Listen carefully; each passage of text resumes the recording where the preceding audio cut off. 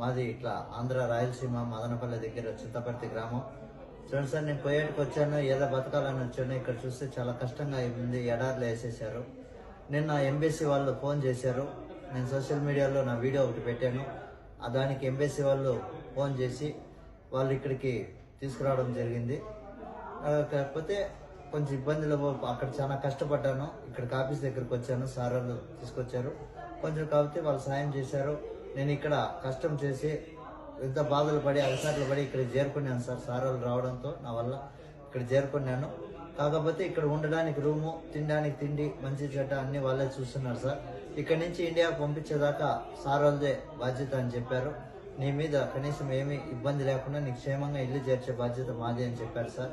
అందరికీ, ఆఫీసర్లకి, ప్రతి ఒక్కరికి ధన్యవాదాలు తెలియజేస్తూ నాకు సహకరించిన వాళ్ళకందరికీ నమస్కారం సార్. అందరికీ ధన్యవాదాలు తెలియజేస్తూ